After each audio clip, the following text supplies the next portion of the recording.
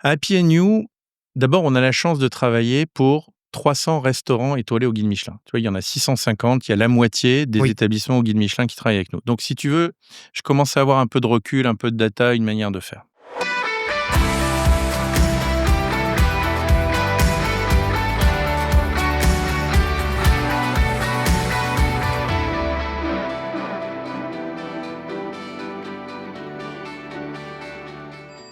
Savez-vous combien de personnes utilisent les chèques vacances chaque année?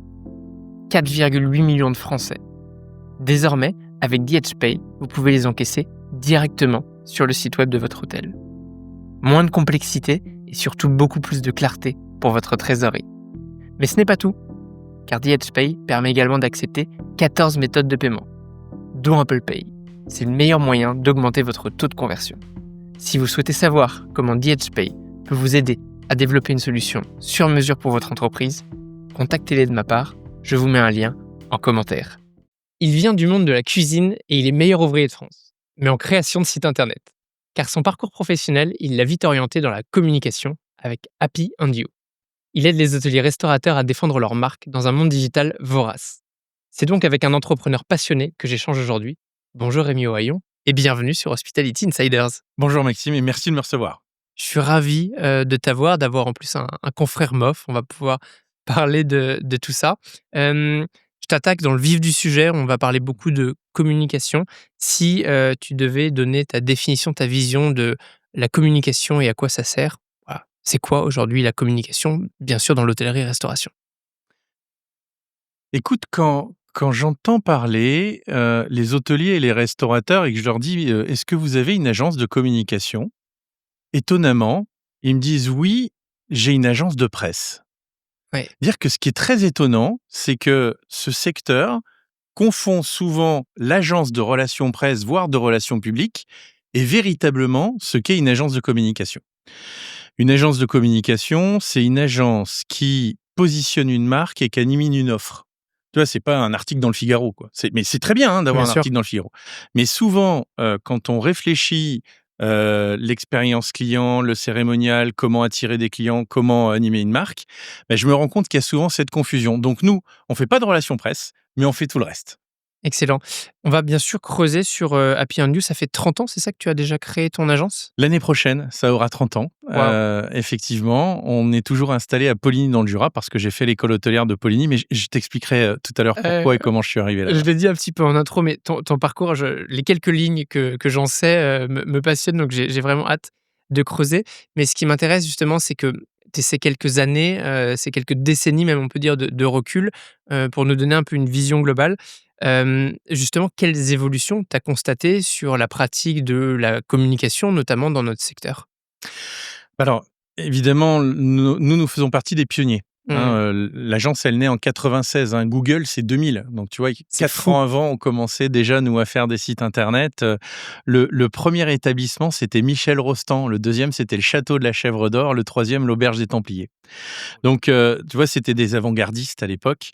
Et évidemment, comme les moteurs de recherche n'existaient pas, c'était des échanges de liens, de thèmes. Et à cette période-là, j'avais beaucoup de missions dans les maisons. Et j'avais des missions autant physiques que digitales. C'est-à-dire, je débranchais des téléx, hein. Alors il va falloir m'expliquer, je suis pas le seul, ce que c'est qu'un téléx. C'était une espèce de grosse machine qui était énorme, mais vraiment, elle prenait la moitié de la table. Ouais. On tapait des mots, puis on s'envoyait des mails les uns avec les autres. Et les agents de voyage utilisaient ces solutions-là avant que le fax arrive. Et donc, c'était sécurisé, si tu veux. C'est pour ça qu'on l'avait fait. D'accord. Et le fax, il a été inventé. Pourquoi? Parce que les scripts qui venaient de langue chinoise ou asiatique, on pouvait pas les taper sur un clavier AZERTY. Et donc, c'est comme ça que le fax est né derrière. Donc, on a débranché les téléx, on a débranché les fax, et puis on a installé les premiers bornes qui permettaient de se connecter à Internet. C'était des systèmes RTC. Donc, on a formé au départ nos clients à envoyer un mail. Alors évidemment, tout le monde s'est très rapidement accéléré. Tu as 2 grands thèmes. Tu as évidemment l'arrivée, de l'informatique où, on a pu se connecter les uns les autres, puis après tu as le téléphone portable. Et entre-temps, c'est étonnant parce que le métier de l'hôtellerie et la restauration, au départ, quand les hôtiers sont arrivés, tout le monde s'est dit: «C'est formidable» et ça l'est encore, hein. Mmh. Mais en fait, ils ont comparé ça aux agents de voyage. Ils s'étaient dit: «Non, mais c'est comme un agent de voyage, donc on va y aller». Et puis finalement, ils se sont rendus compte que l'internet, on pouvait établir une relation entre le consommateur final et sa propre entreprise. Et oui. Et finalement, l'intermédiation, elle était peut-être utile, mais en même temps, on voyait bien que, malheureusement, avec le temps, elle a coûté cher à certains hôteliers restaurateurs qui se sont laissés embarquer dans une solution Complètement. qui, finalement, aujourd'hui, on réinverse réellement la tendance et on équilibre. C'est-à-dire, faut pas être contre les hôteliers. Faut équilibrer, travailler un peu avec eux, travailler beaucoup avec son site officiel et puis travailler avec les réseaux sociaux comme d'autres systèmes de distribution. Mmh. Donc les agences de communication telles qu'on les connaît, ça existe que depuis cette époque, avec notamment Happy On You qui, je crois, mais on va revenir dessus, s'appelait pas comme ça à l'époque. Avant, ça n'existait pas. Avant, c'était des agences de presse uniquement qui. Alors non, il y avait des agences de communication, mais ils créaient des brochures, tout simplement, Ouais, bien sûr. parce qu'on avait besoin de faire des salons, on avait besoin d'aller voir des agents de voyage, on avait besoin donc le monde de la Mmh. communication a toujours existé. Simplement, il y a une communication digitale qui s'est mise en place. Tu vois, tu parles des OTA notamment, et j'imagine que ça rentre là-dedans. Dans ce que tu mets en avant dans ton travail, j'ai l'impression il y a beaucoup ce sujet de défendre sa marque en tant qu'hôtelier, restaurateur, de défendre sa marque. En quoi est-ce que toi et la communication de manière générale aide l'hôtelier restaurateur à défendre sa marque? Oui, c'est un élément qui est important parce que, ne pas dépendre des autres, c'est avoir beaucoup de liberté. Mmh. Mais il faut travailler avec des partenaires et aujourd'hui, la rentabilité d'un hôtel ou d'un restaurant, elle se mesure autant par, le client qui va consommer chez soi que la manière dont il a réservé. Puisqu'évidemment la marge est plus importante quand le client a réservé en direct. Et en l'occurrence, c'est un autre changement, de mentalité aussi. Parce que quand un hôtelier est habitué à payer à la fin de la réservation, tu vois? La réservation est faite, puis je verse le pourcentage à la fin. Il fait pas l'effort, il fait pas, un virement ou un chèque pour dire: «J'ai investi dans mon marketing au départ». Bien Parce sûr. qu'il a du mal à avoir une idée du retour sur investissement. Alors que quand tu es chez un distributeur, bah, je ne paye que si j'ai vendu. Alors que là, il faut faire un investissement pour avoir un retour sur investissement. En revanche, la chance qu'on a, c'est qu'on travaille, pour un peu plus de 2 300 établissements et on a D'accord. beaucoup de data sur nos établissements et donc on a des études de cas sur chacun de nos établissements et on est capable de démontrer à un hôtelier aujourd'hui et à un restaurateur le retour sur investissement qu'ont les autres maisons. Donc là, ils sont très rassurés. Mmh. Tes hôteliers, restaurateurs, alors quand je dis hôtelier, on entend hôtelier, restaurateur, bien Bien sûr. sûr. Ils sont situés en France et francophonie? Écoute, nous, on travaille, avant tout pour des pays francophones, Ouais. la France, la Suisse, la Belgique, le Luxembourg, le Maroc, beaucoup. OK.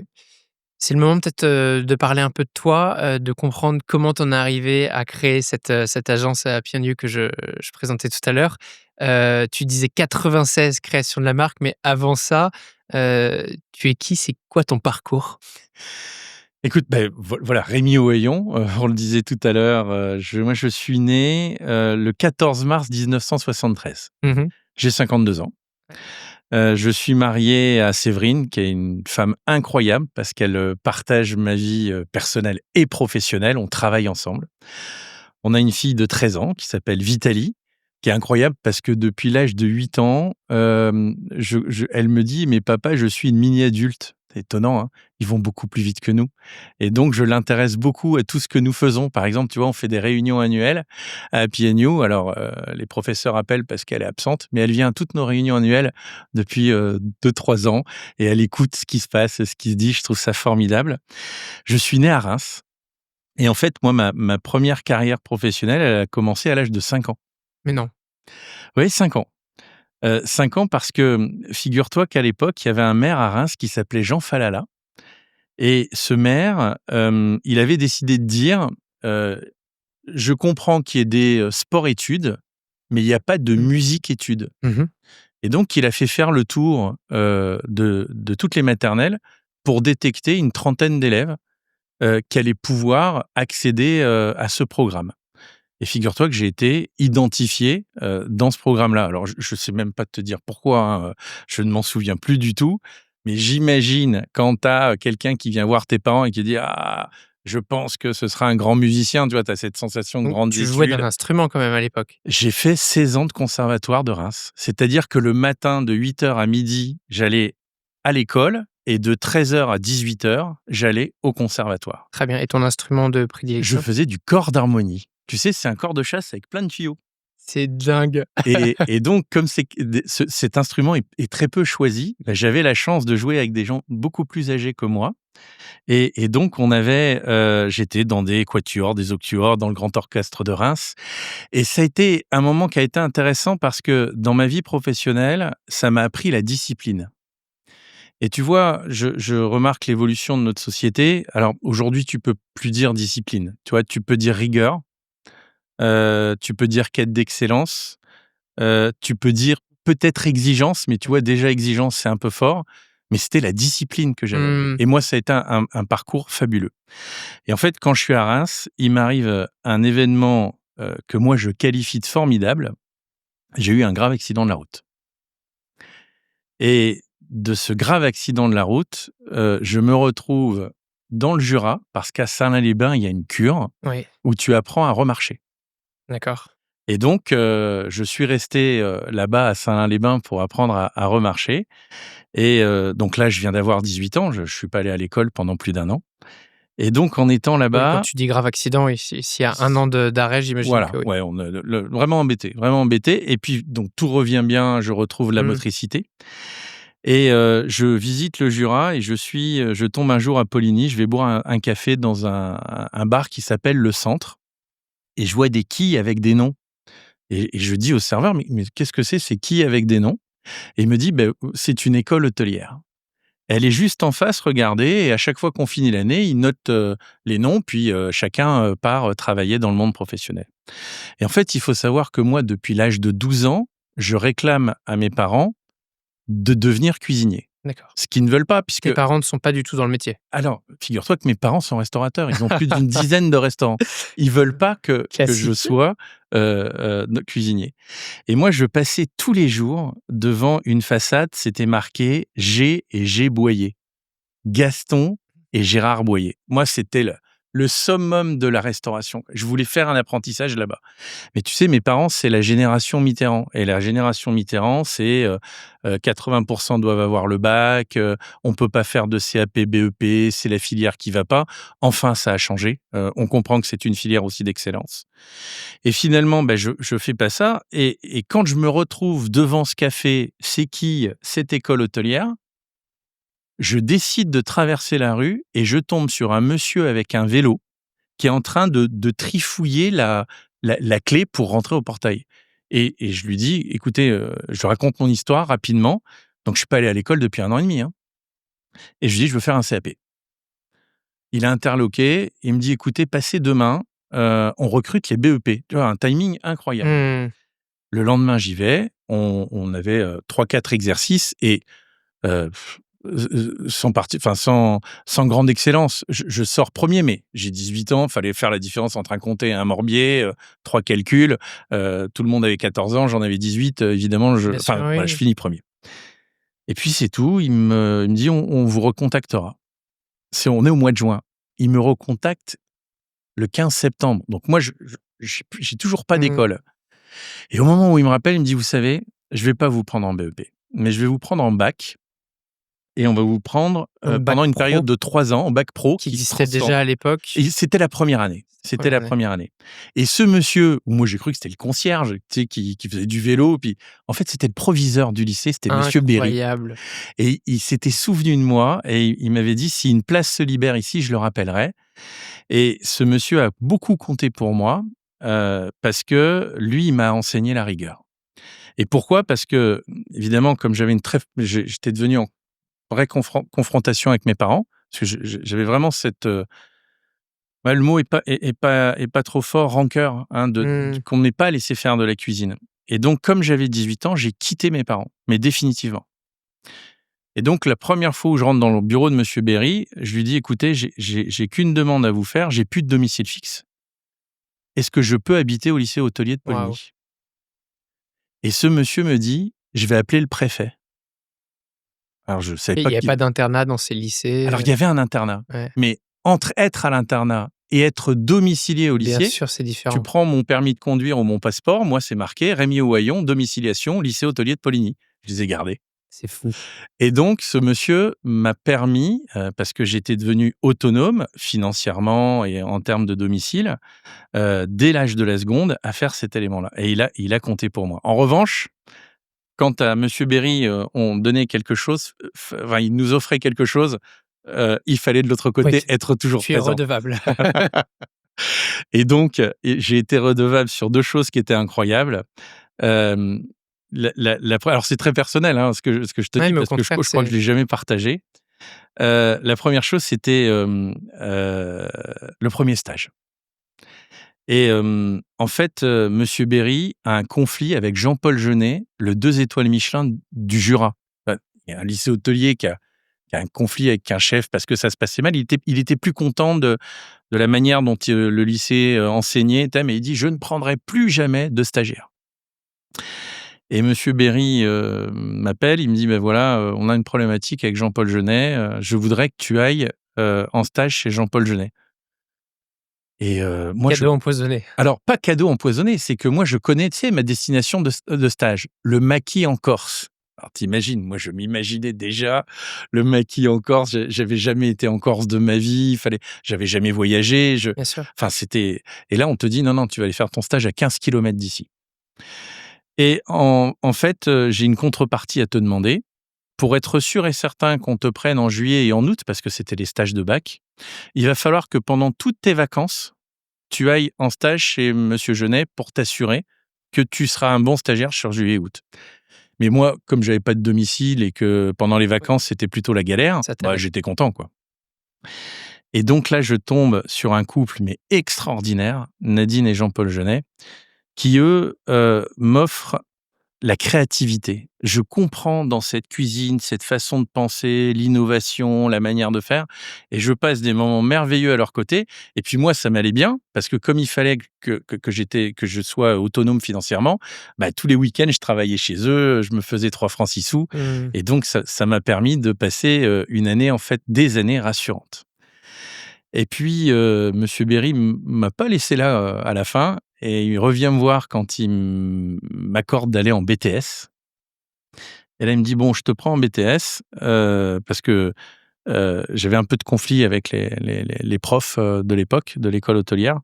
Pourquoi? Parce que j'avais monté une société d'extras et je faisais travailler beaucoup d'élèves, une centaine d'extras tous les week-ends, tous les mais il faut comprendre ma situation. Bien Mais sûr. j'ai pas de parents qui me donnent de l'argent, je dois me payer l'internat, je dois me payer mon appartement. Pour manger, c'est, le chef, du réfectoire de l'école qui sait que je suis comme ça et de temps en temps, pour le week-end, il me met dans des barquettes, ce qui Mmh. reste du vendredi. Oui, Enfin voilà, j'ai eu des années qui étaient compliquées. Et donc, quand il me dit, il me prend en BTS, contre l'avis de tous les professeurs. Il me dit: «Bon, ben maintenant mon objectif, c'est que Bernard Loiseau devienne, le parrain de l'école hôtelière». Alors, je lui dis: «Beh, oui, enfin, qu'est-ce que vous voulez que j'y fasse?» «Tu pars en stage chez Bernard Loiseau». «D'accord», mais il me dit: «Par contre, Bernard Loiseau n'a jamais recruté de BTS. Donc, comme il a jamais recruté de BTS et que tu vas rentrer en cuisine, ouais. pour eux, c'est compliqué». Et c'était madame Loiseau qui avait insisté en disant: «Mais Bernard, faut prendre ça, tu te rends compte les food costs, les choses et cetera, faut savoir le faire». Et le premier jour que j'arrive chez Bernard Loiseau, monsieur Loiseau, rentre en cuisine, Patrick Bertrand, qui est le chef, me présente rapidement et il me dit alors il tutoyait rapidement lui, hein. Il me dit: «Tu sais ici, il y a que des cuisiniers avec des couteaux, il y a pas de cuisiniers avec des stylos». Et il me fait un grand sourire et il part. Ça, c'est ton premier jour. Et moi, j'avais eu la chance d'être formé par Jean-Paul Jeunet. Mmh. Donc, la cuisine, j'en avais un peu de maîtrise. Bien Les sûr. bases, en tout cas, je les avais. Mais si tu veux, on est là-dessus. Mais il me fait un grand sourire en partant. Mmh. Et finalement, je me souviens que de ce grand sourire. Et de ce grand sourire en question, c'est le troisième enseignement que j'ai eu, c'est que Bernard Loiseau, il m'a vraiment appris l'enthousiasme et la niaque. Et ce qui était très étonnant, c'est que comme j'étais à l'aise en informatique, il me demandait le soir de venir à la réception pour former, les réceptionnistes parce qu'ils venaient d'installer les ordinateurs. Et j'ai passé un stage formidable parce que tous les soirs, enfin pratiquement la moitié, on va dire, de mon stage, j'étais à la réception avec monsieur Loiseau parce qu'il recevait les clients à la réception, il allait jamais en salle. Et donc je passais toutes mes soirées à discuter avec lui. Et finalement, c'est là où je prends la décision de créer la société. C'est-à-dire que j'écoute monsieur Loiseau qui me dit: «Oui, le week-end, on remplit». On faisait jusqu'à 120-140 couverts, en 3 étoiles, hein. Le début de semaine, c'est difficile et cetera et moi, je voyais internet de mes recherches arriver et c'est comme ça que j'ai fait l'association en disant: «Mais pourquoi on considère que c'est de l'informatique? Finalement, c'est un média et si c'est un média, comment on aide, les hôteliers et les restaurateurs à utiliser ce média?» Donc j'ai eu, si tu veux, 2 carrières avant d'arriver, à cette troisième carrière qui est véritablement Happy You. La première, c'est qu'on m'a enseigné la discipline grâce, à la musique. Mmh. Ensuite, j'ai eu, 3 pères spirituels, Pierre Berry qui m'a enseigné la rigueur, Jean-Paul Jeunet la créativité et Bernard Loiseau l'agnac. C'est Et magnifique. et voilà pourquoi j'ai pu créer cette société. En juin, j'ai eu mon diplôme. En septembre, on a créé, Ouais. l'entreprise et c'est pour ça que ça fait 28 ans. Puisque tu t'as beaucoup ouvert sur le personnel et merci de t'être confié, je trouve ça extrêmement intéressant, surtout dans une vie d'entrepreneur, de comprendre aussi le lien personnel et les difficultés que tu as pu rencontrer enfant, comment elles t'ont aidé à être l'entrepreneur que tu es aujourd'hui. Ça t'a donné la niaque, dont tu parlais. En fait, quand tu es dans le besoin, eh bien, tu trouves des solutions, tu travailles pendant les vacances, tu crées une société très jeune, tu fais bosser énormément de monde. Ça, c'est quelque chose que je retrouve chez certains entrepreneurs justement qui ont eu ces difficultés. La curiosité m'emmène à te poser cette question. Est-ce qu'à un moment dans ta vie, tu as réussi à te réconcilier avec tes parents restaurateurs quand ils ont compris que finalement tu avais trouvé ta voie? Hem, j'ai jamais revu mon père. Ouais.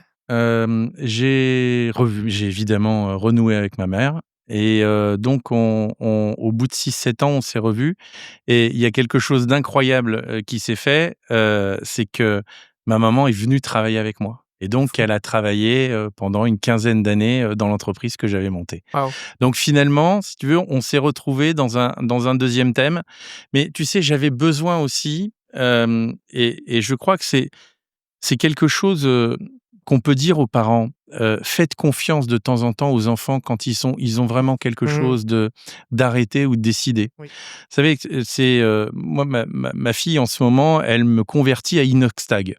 Je connaissais pas du tout, je Ouais, t'avoue. je vois Je très bien le Voilà. phénomène que tu as pu vivre à la maison. Et donc au départ, elle m'en parle et donc je regarde ce garçon que j'admire beaucoup, parce que j'ai écouté des podcasts de lui, j'ai regardé et cetera et finalement, son message, c'est de dire: «Mais à chacun son Everest», quoi. Oui, C'est pas le fait de monter l'Everest qui est bien sûr. important.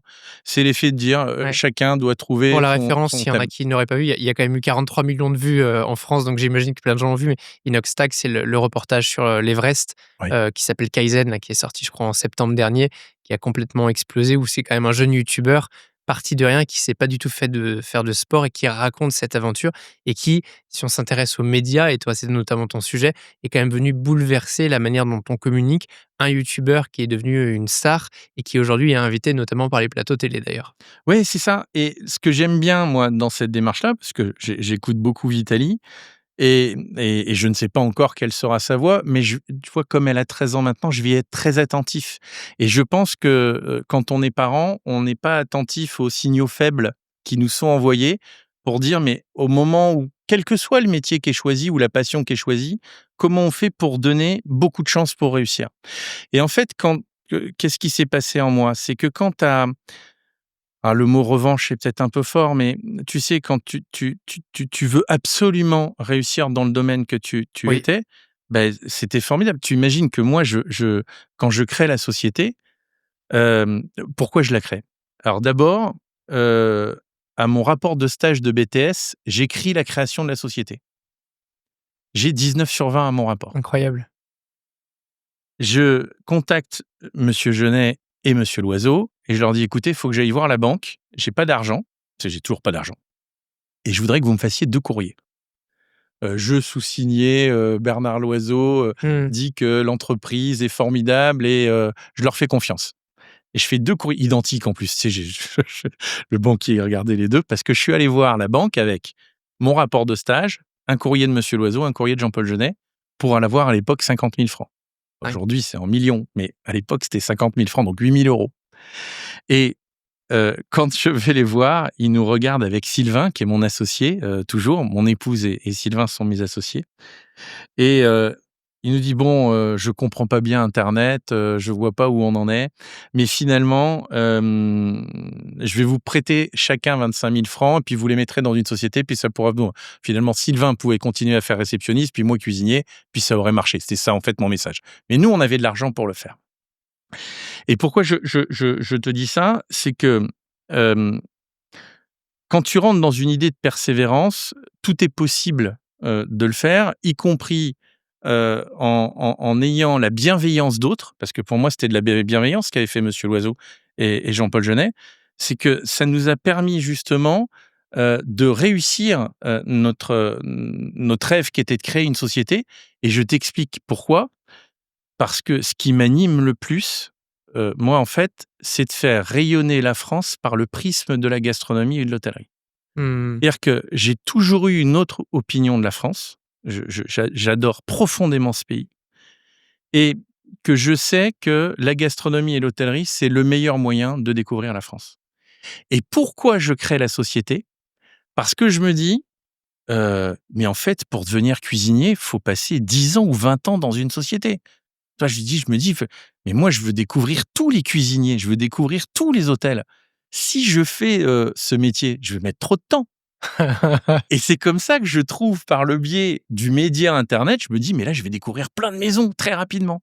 Voilà comment vient l'idée de cette haute opinion de la France et de cette passion pour la gastronomie et l'hôtellerie. Et c'est pour ça que j'ai pu pivoter finalement et je l'ai pivoté, je vais te dire pourquoi. Parce qu'il y avait pas d'école d'internet. Bien sûr. Il y avait pas d'éléments, donc on s'appelait des bidouilleurs. Voilà, on bidouillait des trucs avec des codes, des éléments, on s'échangeait sur des réseaux, des moyens avec des gens qui habitaient aux États-Unis, dans d'autres thèmes, et cetera, pour comprendre comment on codait. On faisait des vidéos en reel, enfin, c'était des choses assez incroyables et ça nous a permis, finalement de découvrir beaucoup, de l'acteur de l'hôtellerie-restauration très rapidement. Donc en fait, ma frustration de mes 12 ans de ne pas pouvoir travailler au Crayères chez Monsieur Boyer, elle a été 8 ans plus tard, enfin, une dizaine d'années, plus tard, j'ai pu enfin y arriver parce que, justement, j'ai eu cette accélération et ces 3 rencontres, Monsieur Berry, Monsieur Loiseau et Jean-Paul Jeunet. Hop, hop, hop, j'interromps quelques instants votre visionnage de l'épisode, simplement pour vous dire que vous êtes de plus en plus nombreux à me suivre sur YouTube et je vous en remercie. Vous l'avez vu, je mets beaucoup d'énergie pour que tous les épisodes soient filmés depuis le début de l'année 2024. Pour m'encourager, pensez à mettre un like et si vous n'êtes pas abonné, faites-le. Vraiment, ça m'aide beaucoup et ça me permet de continuer de grandir et de vous proposer des épisodes toujours plus qualitatifs. Allez, je vous arrête pas plus longtemps et retour à l'épisode. Là, tu commences en fait à partir dans ce qui va être plus tard la communication en bidouillant. Tu crées en même temps ta société et comment ça se passe? Comment tu obtiens finalement les premiers clients? Et jusqu'à, on va après un petit peu accélérer le temps, mais jusqu'à 2011 où tu deviens meilleur ouvrier de France dans la classe, communication. Oh je peux l'avouer à madame Loiseau maintenant, les premiers coups de fil que je passe, je décroche le téléphone et je dis: «Oui, bonjour, je travaille avec, monsieur Bernard Loiseau, j'ai travaillé chez lui, enfin bon voilà, je voudrais parler, à tel ou tel chef». Et en fait, à chaque fois que je disais monsieur Loiseau, les gens me prenaient au téléphone. Eh oui. Et c'est comme ça que j'ai réussi. Ben voilà, écoutez, j'ai travaillé chez monsieur Loiseau, voilà ce qu'on a fait là, et cetera. Et donc en fait, les portes s'ouvrent et en fait, faut savoir que c'est un secteur d'activité, qui est, très confraternel. C'est-à-dire qu'en fait, il y a à l'époque, il y avait beaucoup de bienveillance. Les gens s'entraidaient, il y avait un système de réseau, on était quand on était reçu quelque part, on dit: «Ah mais» et donc j'ai appliqué une méthode très simple. J'allais chez Michel Rostand et je disais à Michel Rostand: «Écoutez», alors c'était Caroline et je lui dis: «Mais qui je peux aller voir?» «Mais attends, mais je vais appeler Guy Savoie». Elle appelait Guy Savoie et Guy Savoie disait: «Mais attends, je vais appeler monsieur Dutournier» et puis monsieur Dutournier disait: «Mais attends, je vais appeler Jean-Paul Lacombe qui est à Lyon» Mmh. et cetera, et cetera, et cetera. C'est-à-dire que, si tu veux, ils étaient tellement confiants de l'activité, du marché, de la façon d'être, de cet élément-là que, finalement, c'est de fil en aiguille qu'on a avancé de maison en maison pour arriver à proposer, nos services qui étaient complètement novateurs. Mmh. Parce qu'il y avait des personnes que je rencontrais où je faisais de la pédagogie. fait, tu faisais pas Tu de leur vente. dis concrètement qu'est-ce que je vais pouvoir vous apporter, c'est quoi la communication, de quoi vous J'expliquais avez ce qu'est besoin internet. et ce qu'est internet. Et oui, J'expliquais ce qu'est internet avec des c'est un personnes. autre siècle, Ah hein. mais bien sûr, mais on était un jour, je vais dans un 3 étoiles Michelin, je fais toute la démonstration, le thème et cetera. Il me dit: «Monsieur, je crois pas à ce que vous faites et nous, on a 3 étoiles Michelin, on a Relais-Château, on n'aura jamais besoin de vous». Et c'était terrible parce que comme c'était les débuts, d'internet, si tu veux, il me dit: «Mais comme vous êtes formidable, je vous invite à déjeuner». Mmh. Ah bah, je lui dis: «Merci monsieur, vraiment, je suis content». Et puis tu sais, quand tu fais ce type d'éléments, à la fin, quand même élégant, tu dis: «Est-ce que je vous dois quelque chose?» Et en fait, je sais pas, les consignes sont mal passées et on me donne l'addition. Mais moi, le prix de l'addition, c'était le prix de mon plein d'essence retour Poligny de l'endroit où j'allais. Mmh. C'est-à-dire que je venais de boire mon plein d'essence, quoi. Ouais. Et donc, on était dans un élément où j'avais à la fois des gens qui ne croyaient pas encore à ce que ça allait devenir, et en même temps qui étaient dans une dynamique réfractaire sur la manière de penser, la manière de faire. Mmh. Et moi, je me retrouvais dans des situations où, pour réussir, en fait, qu'est-ce qu'on faisait? On travaillait le vendredi, samedi, dimanche chez Jean-Paul Jeunet ou chez des traiteurs du coin, et du lundi au vendredi, on allait voir des clients pour tenter de gagner des contrats, mais avec des budgets rikiki. Bien sûr. C'est-à-dire que tout était limité, tout était calculé. Ce qu'on gagnait en extra le week-end, c'est ce qui nous permettait de faire vivre l'entreprise. Ça a duré 2 ans comme ça, Mmh. et on est resté 5 ans dans notre appartement d'étudiant. C'est fou comme Et histoire. donc la première période, de pionnière d'internet a été vraiment quelque chose de difficile. Puis après, dans l'an 2000, est arrivée la bulle internet, et là, tout le monde a investi dedans et ça a complètement, Oui, démocratisé et les choses. évidemment après, l'accélération se fait et j'imagine que là, comme tu étais précurseur, bah, tu as pu aussi, surfer la vague en premier. Donc c'est toujours un petit peu plus difficile d'être le pionnier. En revanche, quand le marché, se décolle, quelque part, tu as la primeur, de l'avoir ouvert et là, tu peux en tirer les bénéfices et j'imagine que ça t'a permis, voilà, d'accélérer, d'être l'entreprise que tu es aujourd'hui. Alors, c'est des choix stratégiques. Tu vois, par exemple, nous, au-delà du conseil qu'on fait au départ pour Mmh. positionner une marque, on va ensuite, par exemple, créer le site internet. Mais toute la technologie qui diffuse les sites, ce qu'on appelle la data center, nous en sommes propriétaires. Parce qu'il y avait plein d'enjeux que je voyais. La souveraineté numérique, comment on fait pour avoir de la sécurisation, Bien sûr. les enjeux, des attaques. Là, on a un client qui a eu une attaque il y a pas très longtemps, il a fallu le sortir, il était attaqué personnellement. Et donc le sujet qui est fait, c'est que dans nos choix stratégiques, on est vraiment une société de technologie et de communication, mais on est plus connu sur le thème de la communication. Mmh. Depuis quand ton entreprise s'appelle Happy on You? Parce que j'imagine que ce nom est venu plus tard dans ta structuration? Oui, alors au départ, la société s'appelle Apicius, et pourquoi, j'avais Comme un choisi ce certain nom-là? restaurant gastronomique Oui, d'ailleurs. c'est ça, ouais, qui était de Jean-Pierre Vigato. Eh oui. Et pourquoi alors il a changé de nom, hein, Mmh. de main depuis. Pourquoi? Parce que, Apicius, il vivait au IVe siècle avant Jésus-Christ, et c'est l'ouvrage de cuisine le plus ancien qu'on a. Et comme c'est l'ouvrage de cuisine le plus ancien que nous avions à l'époque, moi j'avais écrit Apicius avec un arrobase devant, et je m'étais dit: lui, il a écrit l'histoire de la gastronomie, dans un livre. Moi, je vais écrire l'histoire de la gastronomie sur internet. C'est pour ça qu'on avait choisi Apicius. Et Super. puis on est devenu les ateliers Apicius parce qu'on faisait plusieurs métiers, donc on l'avait créé en atelier. Ensuite, j'ai eu jusqu'à 6 sociétés, différentes, qu'on avait créées dans tous les domaines, les réseaux sociaux, les coffrets cadeaux, les éléments, et cetera. Et tu sais, quand tu es entrepreneur puis que tu dois gérer plusieurs entreprises en même temps, c'était moins évident. Alors je l'avais fait pourquoi? Parce que je voulais pas prendre de risques sur la société mère, et donc j'avais créé des filiales, enfin même des sociétés, sœurs, pas des filiales, qui étaient dans chacune des domaines d'activité. Puis à un moment, il a fallu qu'on regroupe tout. Et c'est pour ça que j'ai choisi cette sonorité API, parce qu'il y avait le côté un peu avec Apicius, les 3 lettres, Mmh. mais surtout API, c'est interconnecter les gens entre eux, Eh oui. que j'aimais bien. Et puis quand on le présente à l'oral, ça fait heureux, Happy, dans heureux. Happy and You, donc c'est vraiment d'être heureux avec vous et de vous connecter avec vous. Ouais, c'est excellent comme nom. Faut quand même qu'on parle de ce titre de meilleur ouvrier de France que tu as obtenu en 2011 déjà. Ouais. Donc c'est quoi exactement l'intitulé de ta classe? Alors c'est, communication digitale, et en l'occurrence, c'est le titre de créateur de site internet. J'imagine qu'elle est enfin, En 2011, quand tu l'as eue, elle devait être très récente puisque le web n'existait que depuis une dizaine d'années? Ah mais c'est la première année. C'est la première année. Alors Excellent. écoute, le meilleur ouvrier de France, hem, c'est le patron du Bottin Gourmand qui m'appelle. Donc, je fais un échange, 3-4 semaines avec lui. Je lui raconte de ma passion, de l'internet, de la gastronomie et lui, il lit dans un article, le titre des meilleurs ouvriers de France, va est créé, et il me passe un coup de fil. On est 7 jours avant les clôtures d'inscription et donc, je réfléchis, je raccroche et je réfléchis. Je me dis: «Mais en fait, tu es pas légitime dans ce métier. Mmh. Tu es cuisinier, tu es pas légitime dans l'internet». Et alors je me renseigne parce que, pour bien comprendre, je ne savais même pas que, en fait, c'était un diplôme d'État qui était l'équivalent d'un bac+2. Hein, il Absolument. faut le savoir, hein. Ouais, bien sûr. On pense que meilleur ouvrier de France, c'est un titre honorifique. Non, pas du tout. C'est un diplôme d'État, qui est encadré par le COET. Et donc, j'en parle à mon épouse et on se dit: ben, on va réunir, 7 de nos collaborateurs et on s'est présenté à 7 au concours et c'était donc sur la session 2011. D'accord et ça existe toujours cette classe? Oui, bien sûr, elle existe toujours. Il y en a Mmh. eu, depuis d'autres. Malheureusement, l'année dernière, il y en a eu aucun. Il y a 2 ans, tu sais, sur la dernière promotion. Moi, j'étais un petit peu déçu.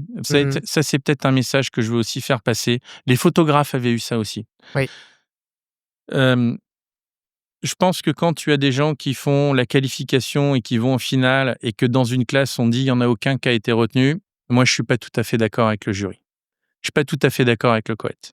Je pense que parmi le lot, il y a quelqu'un qui sort obligatoirement Mmh. et je crois qu'il y a un moment, il faut peut-être revoir les systèmes de notation, et moi, tu sais, ce que je proposerais, c'est de dire, en fait, il y a 2 cases.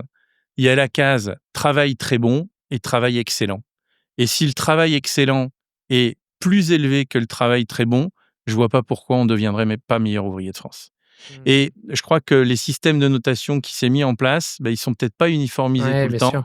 et j'avais un peu de doute et moi j'étais très déçu qu'il y ait aucun Ouais, meilleur évidemment. ouvrier de France dans ma classe, au dernier concours. Évidemment et ça c'est arrivé sur la classe mais réceptionniste en hôtellerie, Ah hein, bah, qui est je la mienne, savais qui pas. existe depuis 2015. En 2018, il n'y avait personne et 2021 a eu lieu donc en 2023 et je suis le seul à avoir eu le Ouais, titre cette ouais, année-là. ouais. Bon, on n'est pas là pour refaire toute Non, bien l'organisation sûr, et puis mais je crois que c'est c'est important. l'éducation nationale derrière, donc il faut Ouais, comprendre que c'est quelque chose d'assez complexe, mais en tout cas, c'est intéressant d'avoir ton retour et aussi de mettre en valeur cette classe-là, et je trouve ça génial de voir que finalement en 10 ans, il y a eu ce virage. Quand tu vois que la classe réceptionniste en hôtellerie, alors que le métier de réceptionniste existe depuis des centaines d'années, n'est arrivé qu'en 2015. Toi, ton métier, il existait depuis seulement une dizaine d'années. En 2011, il y a déjà cette classe. Donc ouais, ça, c'est c'est vrai, plutôt c'est vrai. un bon message. Je voudrais qu'on revienne à ton métier et ta vie d'entrepreneur. Aujourd'hui, je crois que toi, tu te qualifies pas complètement comme dirigeant, en tout cas quand tu te présentes, à tes clients. C'est quoi ta vision? C'est quoi ta définition? Comment tu te présentes à eux? Alors, nous, on est une entreprise familiale, Oui. donc on a la chance, on n'a pas d'actionnaires, on n'a pas d'éléments, c'est mon épouse, moi et Sylvain et donc si tu veux, ça m'offre un cadre de liberté qui est assez incroyable et moi, la présidence d'Happy&You, c'est un jour par an. Quand je réunis tous mes collaborateurs et que j'explique ma vision sur les 12 à 18 mois et ça fonctionne comme ça. On a la chance d'avoir 10 directeurs autour de nous qui sont là depuis longtemps, hein, 10 ans, 15 ans. Cécile Donguy, qui est également meilleur ouvrier de France, a pris le poste de directrice générale de toute la production, Oui. et de l'innovation et donc ça fait 20 ans qu'elle est chez nous, donc elle encadre les équipes. Sébastien Rolly a pris, lui, la direction générale de toute la partie marketing, communication, développement à l'international et commercial et donc du coup, ça permet, d'avoir, ils ont 2 piliers qui sont, à leur disposition. Et donc, moi, de mon côté, ça me permet d'être directeur conseil. Et en fait, si tu veux, je travaille pour Happy&You. Je ne suis pas Happy&You. Et donc, moi, je passe ma vie de maison en maison. Donc, le lundi, je peux être chez Paul Bocuse. Le mardi, je peux être chez Olivier Nasty. Le mercredi, je suis à l'hôtel Le Cep à Beaune. Le jeudi, je suis au Cap Estel sur la Côte d'Azur. Le vendredi, voilà, chaque jour qui est fait, je suis dans un établissement. Mmh. Et en fait, ce qui m'anime, c'est d'être au service de nos clients parce que je suis très rassuré qu'on a une équipe dirigeante.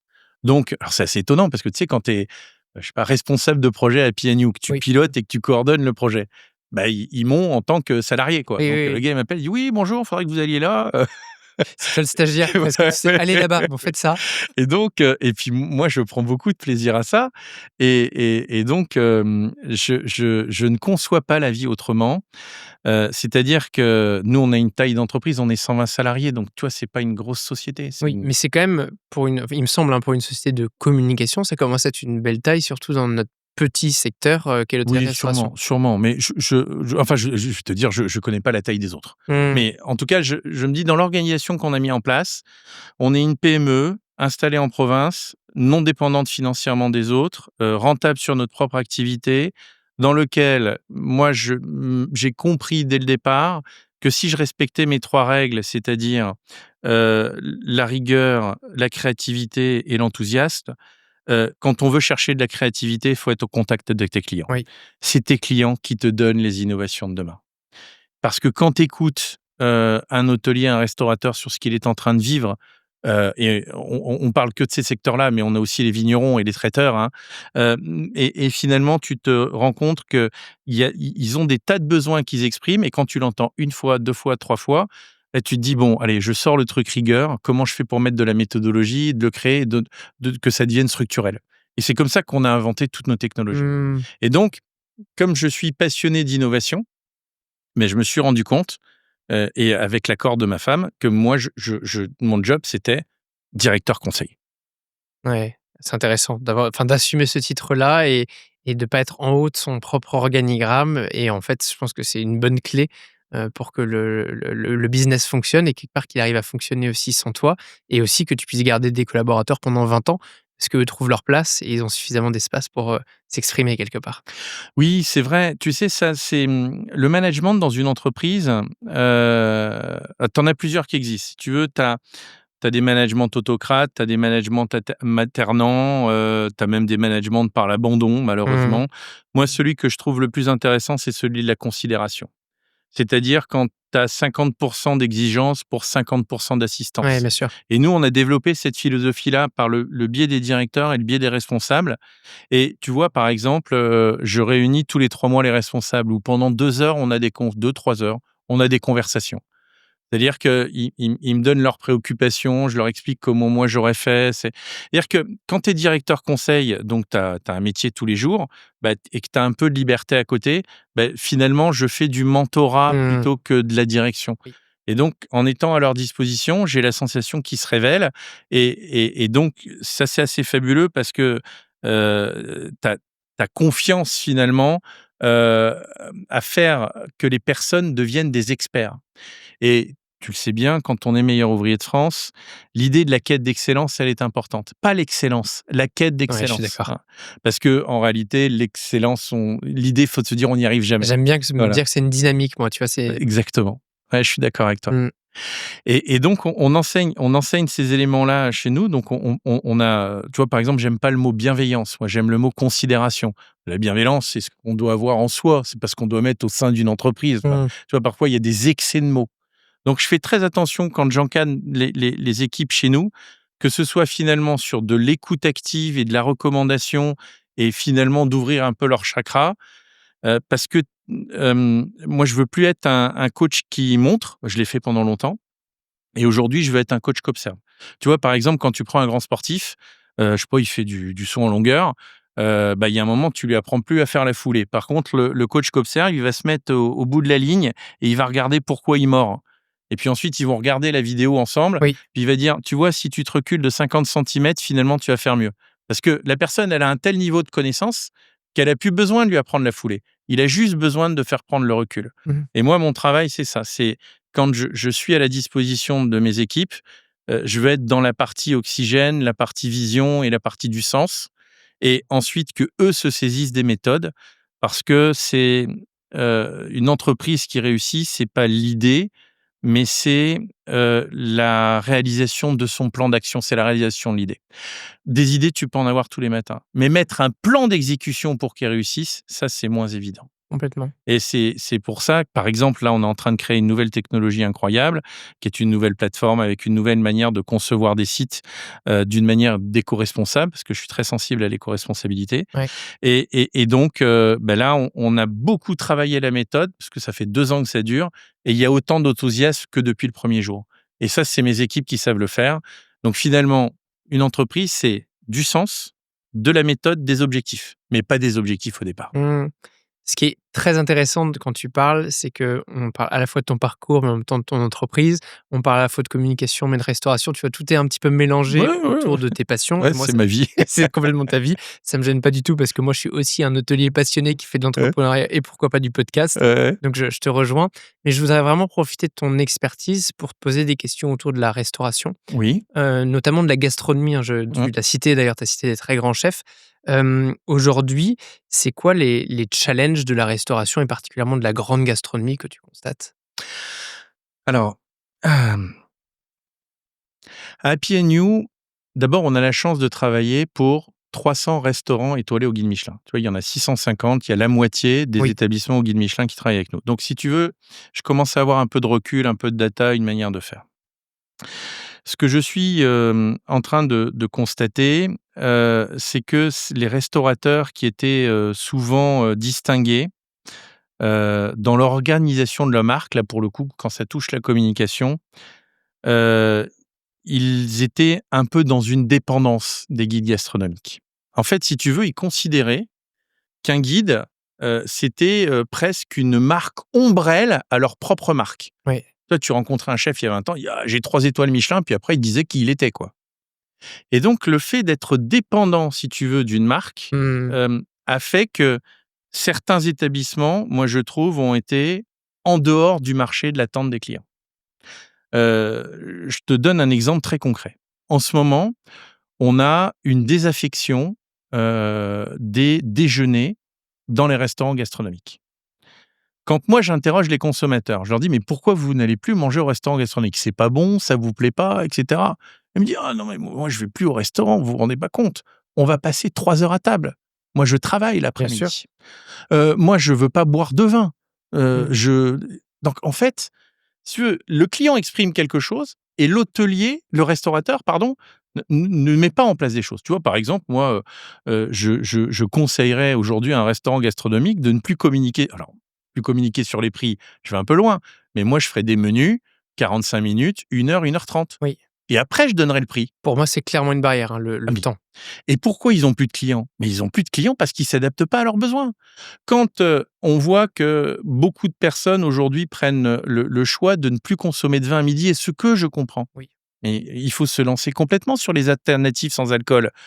Il y a assez de cocktails qu'on peut créer pour pouvoir le Absolument, proposer, oui. et avec peu de sucre, s'il vous plaît, Mmh. hein. Mais voilà, petit message est passé. Et en même temps, si tu veux, ce que je trouve impressionnant, c'est qu'ils partent du principe que parce qu'ils ont des étoiles, faut communiquer que sur une table avec 2 personnes, 4 personnes, qu'on va prendre 3 heures, sinon le client n'a rien à faire chez eux. Mais quand tu perds 20 de ton chiffre d'affaires, peut-être qu'il faut réagir. Et oui. Tu vois, là, dernièrement, je travaillais avec un restaurant formidable à Paris qui s'appelle le restaurant Alliance, et on réfléchit, il a des petits salons. Et puis à la fin, je lui dis: «Mais combien ça coûte la privatisation de votre restaurant?» Elle me dit: «On va pas privatiser le restaurant». Je dis: «Mais combien ça coûte?» Il y a 18 couverts. Si on lance une offre à 18 couverts, privatisation du restaurant, Mmh. et combien ça coûte? Et donc sur son site internet, on a créé, 3 tuiles. La première, le restaurant gastronomique, le deuxième, les salons, le troisième, le caviste, pour mettre en avant le vin parce qu'il a une formidable culture sur le Mmh. vin, et au milieu, ça s'appelle salon. Eh bien, il a lancé une offre, et pour 6 000 €, tu peux privatiser son restaurant. Oui. Et en fait, de dire à un client: «Écoutez, là, mon établissement devient exclusif», je suis persuadé qu'il y a des entreprises qui vont dire: Bien «Moi, sûr. j'ai un événement particulier, je sais combien ça coûte, j'y vais, et c'est un menu sur mesure». Et lui, il a osé le faire. Et ben, depuis qu'il l'a mis en place, c'est une page sur internet, hein, il en a vendu 2. Mmh. Et ben, c'est ça, en fait, que je suis en train de dire. Arrêtons de penser qu'un restaurant gastronomique, c'est pas un lieu de célébration. Un restaurant gastronomique, il peut être aujourd'hui ouvert à des personnes qui, justement, ont des choses à organiser et qui ne viennent pas parce qu'ils ont cette sensation que c'est ou individuel ou trop long, généralement. Donc c'est pour ça que je trouve qu'on n'écoute plus assez le consommateur et qu'on a eu trop le culte du chef. Complètement, ouais. Donc le message, c'est déjà écouter son client, ce que j'entends, Ouais. parce qu'en effet, culte du chef est beaucoup très auto-centré, donc réécouter, en fait, ceux qui viennent consommer chez nous et aussi travailler et ajuster ses offres justement en fonction de ses clients et les moduler pourquoi pas en fonction, des besoins et puis ça peut évoluer un petit peu, tout au long de l'année ou en fonction de la vie de l'entreprise. Ah bah oui, parce que moi si tu alors j'ai la chance de manger un jour sur 2 dans un restaurant gastronomique. Mmh. Donc je fais entre 120 et 150 repas C'est moins une dans un chance temps. pour le régime, mais d'un point de vue gastronomie, Ouais, c'est faut que je fasse attention effectivement, tu as entièrement raison. Et moi, il m'est arrivé des histoires mais incroyables, hein, sur, l'accueil des clients. Un jour, on est avec ma femme, on est dans un restaurant, tu vois, le moment, il est formidable et on arrive au moment du fromage. On se dit: «Tiens, donnez-moi la carte des vins, on veut faire un vin blanc magnifique». Et puis, je commande le vin blanc, j'appelle le maître d'hôtel et le maître d'hôtel, je le sens un peu fébrile, je dis: «Bah, écoutez, on va prendre un fromage». Et il me dit: «Monsieur, j'ai pas de fromage». Alors je dis: «Bon, écoutez, c'est pas grave, vous l'avez vendu, ça a été fait», parce qu'on est en joie, nous, tu vois? Mmh. Et malheureusement, alors il aurait jamais dû me le dire, il me dit: «Non, mais on n'aime pas de fromage parce que le chef n'aime pas le fromage». Et je me dis: «Mais comment on en arrive là, quoi?» C'est-à-dire Mmh. que celui qui paye, moi, qui finalement dit: «Je veux une offre, un peu globale», si j'étais pas sucré, par Oui. exemple, et là, on me dit ça. Donc si tu veux, on en est arrivé là dans le culte du chef. J'ai, une autre maison pour te donner des exemples. Alors toujours avec ma femme parce que évidemment, on adore ça. Tu vois, il est 18 h, on est sur une terrasse magnifique, nous, on aime bien les champagnes un peu vineux, et donc on est sur un champagne, un Célos de chez Substance. C'est assez magnifique comme vin et les petits gâteaux apéritifs arrivent. Mais si tu veux, tu sens le couple qui est proche l'un de l'autre, quoi. Mmh. Et bon, moi, je voulais dire: «Je t'aime» à ma femme, quoi, tu vois? Mmh. C'était ça le truc. Et puis il m'amène une 1er truc, je sais pas quoi, des carottes. Puis bon, c'est tout, on mange les carottes, on continue à boire le vin, puis 4 minutes après, il m'amène un radis. Mais à chaque fois qu'il vient, il me fait un poème, quoi. Et moi, tu vois, je suis en train d'épeler «Je t'aime», quoi. Tu vois? Et donc et 5 minutes, il me ramène et puis là, je dis: «Écoutez, on arrête tout, amenez-moi toutes les cacahuètes d'un coup et c'est pas grave, on veut rester avec un», Mmh. puis c'est tout. Et là, il y a le maître d'hôtel qui vient. Et le maître d'hôtel, il dit: «Je suis désolé, je peux pas tout vous envoyer en même temps». Alors je lui dis: «Mais ah bon?» Il dit: «Oui, je peux pas vous envoyer en même temps parce que le chef s'est aperçu que quand on envoie tout en même temps et qu'on présente tout, vous ne vous souvenez pas de ce que vous mangez». C'est-à-dire que moi, je suis venu pour dire «je t'aime» à ma femme et lui, il pense que j'ai envie de savoir, l'origine de la carotte. Mmh. Et tu vois, je pense qu'il y a trop de chefs qui pensent que les clients, ils viennent pour eux. Ouais. Mais c'est normal parce que le média a tellement pris la main, tu vois, par exemple, on dit chef étoilé, on dit pas table étoilée. Oui. Sauf qu'il y a un vrai changement là-dessus. Regarde ce qui s'est passé à la sortie du guide Michelin. Mmh. Cette Le année, tu dis? Bristol, celui de cette année. Oui. Le Bristol. Le Bristol garde 3 étoiles Michelin, mais on change de chef. Mmh. Éric Fréchon, Arnaud Faye. Arrive la cérémonie. 2 tables qui ont 3 étoiles Michelin qui sont mis en avant et ils le méritent totalement. La maison Coutenceau et la maison Rollinger. Mais Arnaud Faye, Il a obtenu 3 étoiles. Eh mais oui. il est pas sur la scène. Eh oui. Et là, je suis pas d'accord avec le Michelin. C'est-à-dire que où ils sont dans une dynamique de dire: «Bah, écoute, gros changement de chef, on remet les compteurs à zéro», parce que le Bristol, franchement, même s'il fait une année à blanc, Mmh. il fera toujours du chiffre d'affaires. Et là, à ce moment-là, on revient en termes de conquête, une époque pionnière, une croissance, on met de l'agnac comme il faut et même si c'est 2 étoiles, c'est fabuleux, mais cette histoire-là, tu vois, moi, elle me dérange. Mmh. Et finalement, c'est quand on dit: «Est-ce que l'étoile appartient au chef ou elle appartient à la table?» En fait, qu'est-ce que vient de dire Gwendal Poulenec? Elle appartient à la table. Mais les médias, elle dit: «Ils appartiennent au chef». Ouais. Et c'est pour ça que je dis: faites bien attention quand on a un restaurant et qu'on est distingué. Un guide gastronomique, que ce soit le guide Michelin, le Goemio ou n'importe quel autre élément, Ouais. ce n'est pas une marque ombrelle, c'est une marque caution. Ce qui est important, c'est la marque de votre établissement. C'est très intéressant. Bon, déjà, on sent à quel point tu es animé par la restauration. Moi, je vibre aussi beaucoup sur cette actualité. En plus, tu le lis à nos sujets. Pour revenir un peu à ton entreprise, à toi, tu as décidé, je crois, il y a quelques années, de devenir, entreprise à mission. Je voudrais que tu me racontes le pourquoi? Alors l'entreprise à mission, elle vient de 2 personnes extraordinaires, qui sont clients chez nous. Ils s'appellent Lionel Scur et Magali Guérin. Mmh. Et tous les 2, ils appartiennent au groupe Yves Rocher. Et moi, j'ai la chance de travailler pour leur établissement qui s'appelle la Grey des Landes, qui est à la Gacilly. Et si tu veux, ce qui m'anime, moi, c'est de travailler pour l'établissement qui est le meilleur de son secteur. Et donc, eux, le slow life, la manière de penser l'éco-conception, la durabilité, et cetera, le groupe Yves Rocher, c'est incroyable l'avancée qu'ils D'accord. ont. C'est un très, très gros groupe, Yves Rocher. Mais de là-bas, tout est né, le grand-père est né de ce village. Et il me confie 2 missions. La première, il me dit: «Voilà Rémi, je voudrais que tu étudies, toute l'évolution des goûts par nationalité, parce que nous, on voudrait avoir des Japonais, des Anglais, des Américains, mais finalement, on ne sait pas ce qu'ils veulent manger». Donc c'est la première mission qu'il me confie. Bon, on lui remet le livrable quelques mois plus tard et puis ensuite, il me confie une, 2e mission. Il me dit: «Je veux gagner une étoile verte, donc je veux que tu mettes en place tous les protocoles pour que notre maison ait une étoile verte». L'année d'après, ils ont eu l'étoile verte. Et puis, donc on sympathise et donc dans les discussions, il me dit: «Mais tu fais quoi toi dans ton entreprise, par rapport au CO2?» Parce que je lis beaucoup d'articles, la consommation des data centers, la manière dont la technologie évolue et consommatrice, l'arrivée de l'IA Mmh. qui est encore plus consommatrice, en termes de Ouais, absolument. performance et de réseau. Il dit: «Tu fais quoi?» Et moi je repars de Bretagne à Poligny en voiture, tu sais, tu es dedans, tu dis: «Bon, bah, là, tu en as pris une, quoi». Et en fait, je me renseigne sur la société et eux, ils sont entreprises à mission. Oui. Et à partir de ce moment-là, je me dis que depuis longtemps, il y a, comment te dire? Une sorte de plateforme que j'arrivais pas à exprimer depuis les 28 ans que j'ai monté cette société, qui était finalement de déterminer sa raison d'être. Alors j'avais eu déjà une première impulsion avec l'écriture d'un ouvrage qui s'appelait Addiction. En dessous, c'était le hold-up des Addiction, c'est intermédiaires en ligne. ton livre, hein, c'est C'est un ça? livre, ouais, c'est ça, que j'avais fait en 2013, je crois.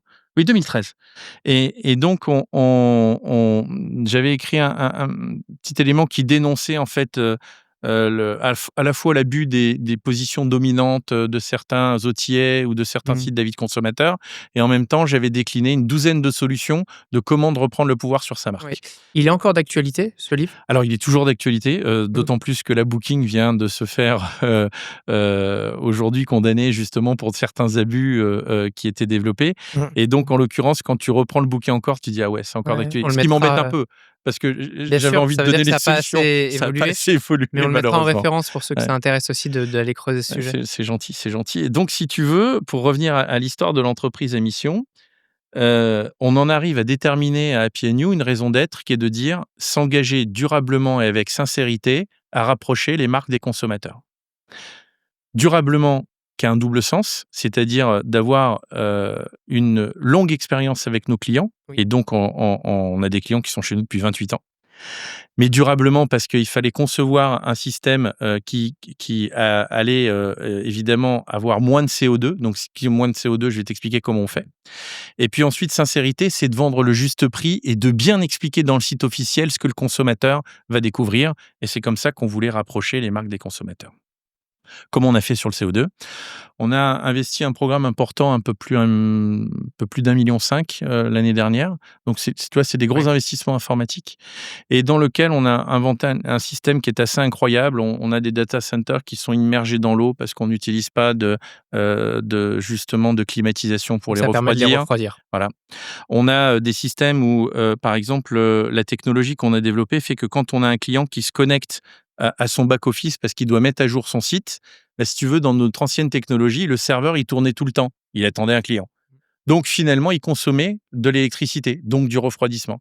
Bah, là, on a développé un système un peu comme sur les voitures, tu sais, start and stop, Ça stoppe. voilà, où là, Mmh. le serveur, il s'éteint, donc il consomme plus et il se rallume et on s'est rendu compte que la nuit, on faisait tourner des serveurs pour rien, quoi. Et Mmh. aujourd'hui, on les a complètement réduits.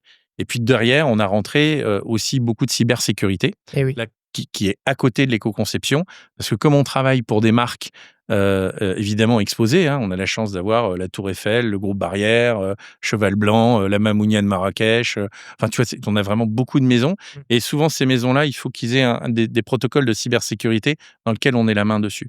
Donc on a développé d'abord le data center et puis ensuite, j'ai formé tous nos collaborateurs à comment on conçoit un site qui bah, la photo, au lieu de faire 150 kilos, elle va en faire que 50 kilos, donc elle va se charger plus vite. Oui, Si elle se charge plus vite, pas ben des kilogrammes, hein, voilà, kilo-octets. kilo-octets évidemment.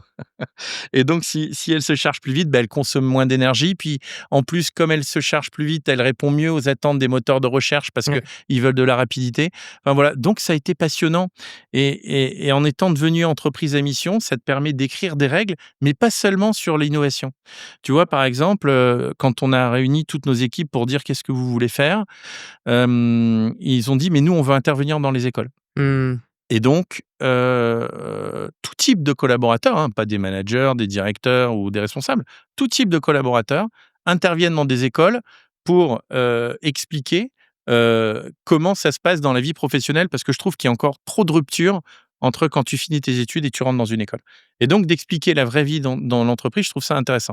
Et là, comme c'est des collaborateurs qui le font, ben, je trouve que le fait qu'ils soient accessibles, parce que tu vois, un collaborateur, il va avoir chez nous 25-30 ans, tu sors tes études à 22-23 ans, tu parles à la même génération. Oui. Et donc là, je trouvais que c'était bien. Et ça, on l'a codifié, parce que quand tu es entreprise à mission, tu codifies tous tes éléments. Donc tu dis, si j'interviens 20 fois par an dans une entreprise, tu dois tenir l'engagement que tu as fait. Et l'entreprise à mission, ensuite, elle est vérifiée par des experts comptables qui ont le label pour pouvoir vérifier et te garder le label de statut d'entreprise à mission, pour vérifier si tous les secteurs que tu as donnés sont bien suivis ou pas. Donc, tu te fixes des engagements que tu dois respecter, c'est pour ça que nous l'avons fait. Mmh, c'est passionnant comme sujet. J'ai envie de te poser plein de questions, mais on peut pas ouvrir toutes Mais les je t'en portes prie. en même temps. Il faudra qu'on refasse un épisode euh, pour aller là-dedans. Peut-être juste sur la cybersécurité, et tu parlais de souveraineté des données en début d'épisode. Les data centers, tu héberges en France aussi? Oui.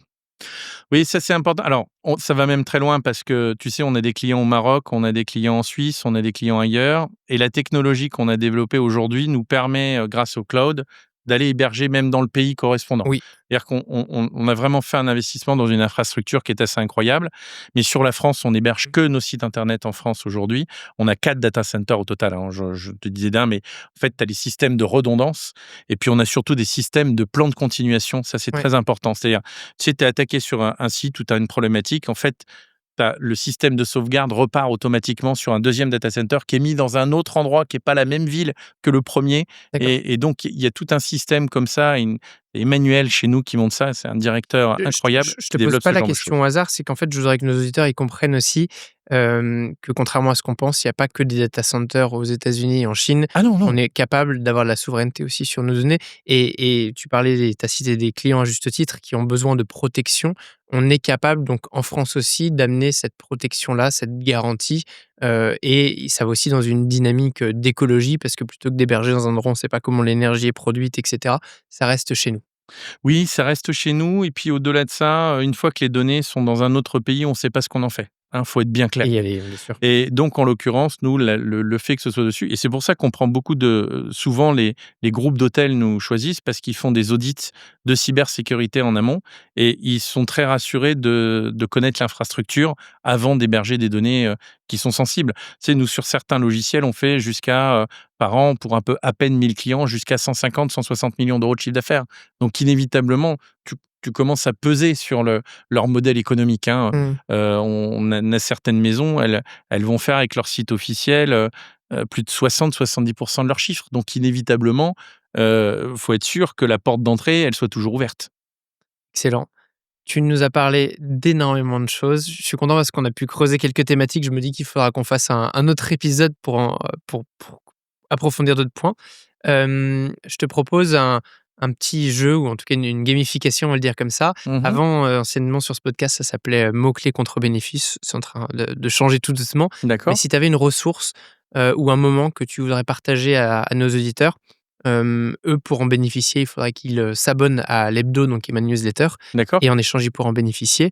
De quoi est-ce que tu aimerais leur faire partager, leur faire bénéficier? Donc les personnes vont s'abonner à ta Les auditeurs vont s'abonner newsletter à la et newsletter finalement, et ils généralement, pourraient, ce qui se passe, c'est qu'ils m'envoient un message. Pourquoi je fais ça? C'est qu'avant, le mot-clé, en fait, il se faisait sur les réseaux, mais ouais, parfois, il y avait des pseudos, c'était difficile d'identifier. Donc maintenant, directement, ils m'envoient un email via ma newsletter. Comme ça, moi, je sais qui c'est très facile ensuite comme de faire Happy user. New de la marque au consommateur. Ouais, c'est Absolument, bien, ouais, c'est ça. c'est bien. Heu Bah, écoute, moi, je suis passionné de gastronomie, tu sais quoi? De prolonger quelque chose en physique. Allez, J'irai déjeuner avec eux dans un restaurant, qui est client chez nous et parfait, finalement de passer ce côté virtuel à un côté physique, moi, je trouverais ça chouette. très bien. Allez, Il m'envoie un email, voilà, ils t'envoient un email et on on va dit mettre un mot-clé, gastronomie gastronomie, et allez 3 personnes. Comme ça, 3 ils se personnes. rencontreront Et aussi si on arrive à les faire rencontrer, ce et serait on a génial. fait Je rencontrer, veux ce une serait bien. photo, ça partira dans l'hebdo. Moi, je renvoie ensuite une newsletter avec ce Très bien, rendez-vous le avec jour grand précis. plaisir, Ce avec serait grand excellent. plaisir. On arrive sur la dernière partie de ce podcast qui sont les questions, signatures. Oui? La première, elle va dans la lignée, hein, de ce qu'on se dit là, c'est une question de contact. Quelqu'un qui aimerait, échanger directement avec toi, soit parce qu'il en a besoin ou soit parce qu'il veut juste prolonger la conversation, toi et Happy and You. Quel est le meilleur moyen de te joindre? Oh, écoute, LinkedIn, je suis présent souvent dessus, j'aime bien ce réseau Oui, social. Sur le site d'Happy&You, je suis très facilement, joignable puisque mon email, est présent ton et j'y email ou un réponds formulaire de directement. contact? Même mon email Ton email, direct est mis, dans la page équipage, vous le parfait. trouverez facilement. Oui, Donc voilà, je le mettrai dans les références aussi. c'est 2 techniques sont très simples. Excellent, ça nous va. On va faire un voyage dans le futur. Tu as eu une belle carrière, je vais te demander de pousser un petit peu plus loin encore. Si tu pouvais voyager dans ton, futur idéal, qu'est-ce que tu auras encore accompli dans 10 ans?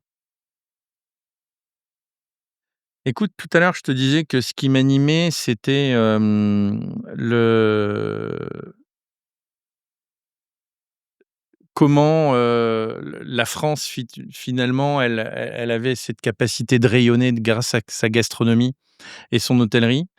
Et moi, en ce moment, je suis assez passionné d'autres drapeaux. Tu vois? Par exemple, ce qui se fait au Luxembourg, ce qui se fait en Suisse, ce qui se fait au Mmh. Maroc, que j'ai commencé aujourd'hui.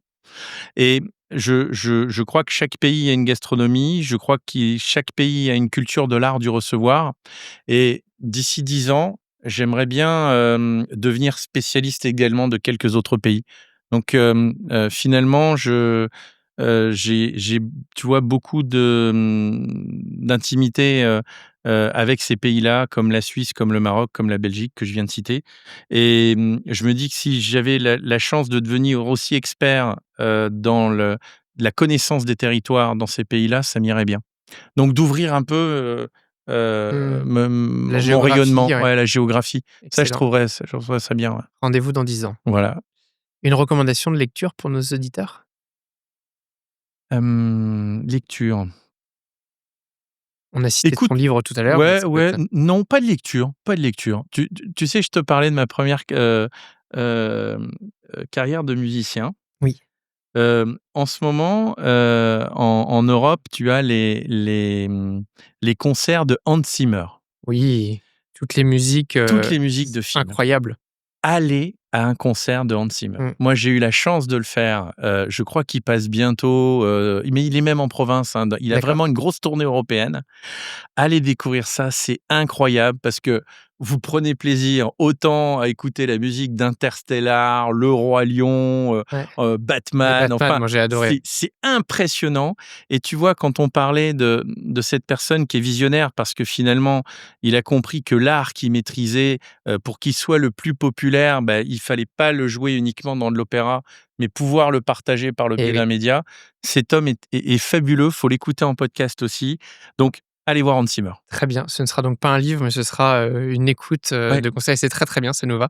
Est-ce que tu as une citation favorite ou un mantra que tu aimes te répéter?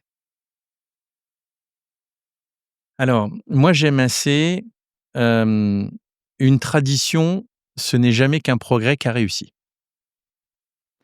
Parce que je trouve que dans beaucoup de manières de penser et de faire, quand on a une entreprise, il faut, créer des méthodes, une manière qui est basée sur l'innovation et ensuite, il faut arriver à la développer. Et tu vois, c'est pour ça que moi, je suis très content, par exemple, de travailler pour le restaurant Paul Bocuse, parce que c'est un équipage formidable. Vincent Leroux est un homme incroyable parce que, il a un management qui est dans la considération, dans le partage, dans tu vois, il a une idée, il en parle à tout le monde, puis s'il voit que l'idée elle marche, hop, il la développe. Mmh. Et quand ils ont fait appel à nous, bah, on était arrivé à la conclusion de dire, le restaurant Paul Bocuse, c'est la tradition en mouvement. Et moi, quand j'entends le mot tradition, c'est que je sais qu'il y a eu un progrès derrière. Et c'est une maison qui progresse incroyablement bien. grâce, à Olivier, Gilles en cuisine, Maxime le sommelier, Louis Morin qui vient Oui. d'arriver, Benoît Charvet, enfin, tu vois, tu as les mousquetaires, quoi, c'est énorme. Ouais, Et donc, eux, ils sont dans cette idée du rayonnement de la France et de la rayonnement d'une gastronomie et ils le font par l'innovation et le progrès. Et c'est pour ça que, voilà, cette phrase-là, une tradition, ce n'est jamais qu'un progrès qui a réussi, quand je vois, la chance que j'ai pour travailler pour des entreprises comme ça, je trouve ça formidable. ouais, c'est magnifique. Après toi, qui est-ce que tu aimerais voir et entendre sur Hospitality Insiders? Ah, ouh là, c'est une C'est responsabilité dur, hein, ça, parce qu'en plus tu as je cité beaucoup de noms. oui, Là, la oui, oui, difficulté, c'est de oui. choisir. Écoute, là, j'ai fait le TEDx de Paris il y a pas longtemps en tant que spectateur. J'ai écouté un monsieur qui s'appelle monsieur Baverez, qui a écrit qui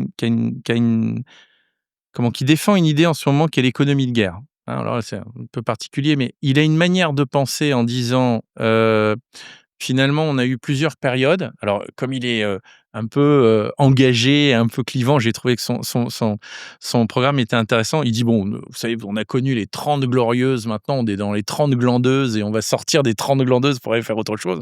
Donc tu vois, il est très engagé. Mais tu vois, si tu as l'occasion, de recevoir ce monsieur-là pour, que les hôteliers restaurateurs en profitent, il habite, en Chine aujourd'hui, je Incroyable. crois. Et il a une analyse sur l'économie et l'évolution au niveau international qui est assez superbe. Donc monsieur Bavarez, Il n'a ce rien à serait bien voir avec le groupe Bavrez d'hôtels, non, parce parisiens. que c'est avec un E. Je crois que c'est Bavarez, là, c'est Baverez. D'accord, Enfin, je crois j'espère ne pas commettre d'erreur. très bien, Mais non, non, il a rien à voir avec eux. excellent. Nous arrivons sur la fin de ce podcast. Ça a été déjà très, très riche, mais si tu avais un dernier message à faire passer à nos insiders, tu pourras même les regarder ici directement pour ceux qui nous regardent en vidéo. Tout dernier message à leur faire passer, quel serait-il? Hem, écoutez, d'abord, j'ai passé un moment merveilleux, à tes côtés, Maxime. Merci, parce que c'est agréable d'être dans des temps longs. Et vous savez, notre vie, elle est souvent, faite de temps courts et on a la sensation que, le kilomètre qu'on vient de passer, faut déjà, faire le kilomètre, qui arrive et finalement, on a du mal à regarder, assez loin, c'est-à-dire, la destination et le chemin. Et je crois que plus dans votre vie vous arriverez à être dans des temps longs, plus finalement, on prendra du plaisir. Donc, la maîtrise de son temps est important. Moi, j'ai beaucoup de routines à titre personnel, qui me permettent justement de réfléchir à ces temps longs. Et je prenais le temps pour, vous de vous oxygéner à travers des podcasts ou à travers des lectures ou Hans Zimmer si vous allez voir ce spectacle-là et je crois que c'est ce qu'il faut aujourd'hui, arriver à privilégier parce qu'on développe dans ces moments-là l'écoute active et quand on écoute l'autre, c'est incroyable comme on arrive à progresser et c'est peut-être le message que j'aimerais laisser.